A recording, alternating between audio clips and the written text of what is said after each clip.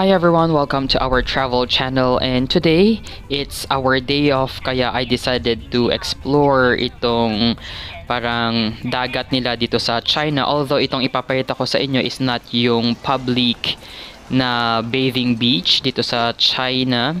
Kaya as you can see, hindi masyadong crowded. So kumbaga, this is actually more on yung sightseeing na beach dito sa China. So in here, you can actually ride your bicycle or motorcycle, or you can just literally walk dito nga sa kanilang parang pathway na yan. And yan, ganyan yung kanyang view, diba? It's very nice, sobrang tahimik, hindi siya crowded kasi nga malayo siya sa pinaka-sentro or pinaka-main na public beach dito nga sa Qingdao, China. Kaya if you're gonna be visiting this place, parang it's very exclusive lang siya kasi hindi talaga siya madaling puntahan. It's either you have a private car or kailangan mo talagang mag-taxi. So for public transportations like buses or trains, wala, talagang hindi siya dadaan dito. So if you are into motorcycling, ayan, you can actually ride your bicycle or motorcycle simula dun sa start hanggang dun sa pinaka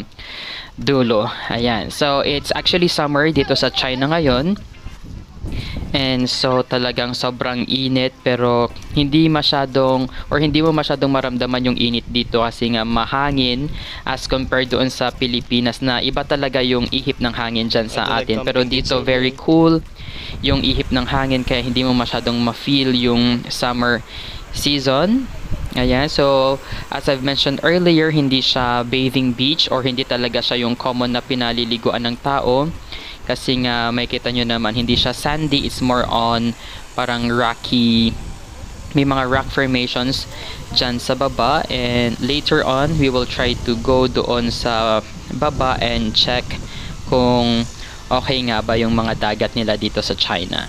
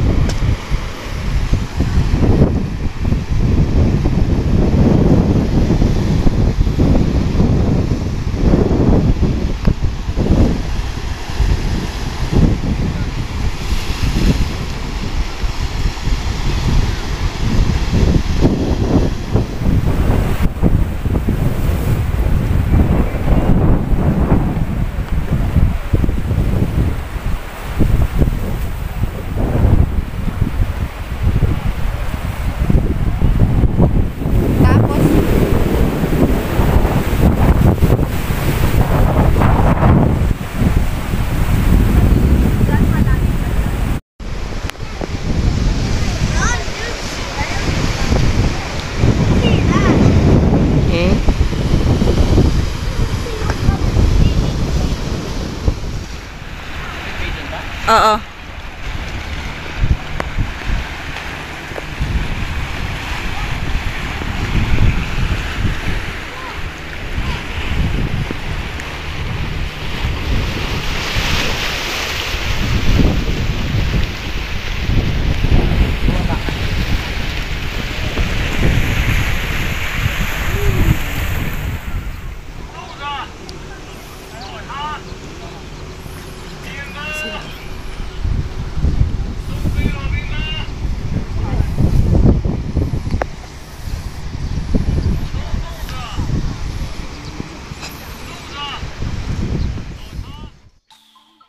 After exploring yung seaside area, may mga villas din dito just in case na gusto natin mag-overnight. And may mga restaurants and coffee shops din sila dito. So I think that's all for today. Thank you guys for watching and I'll see you in our next travel vlogs.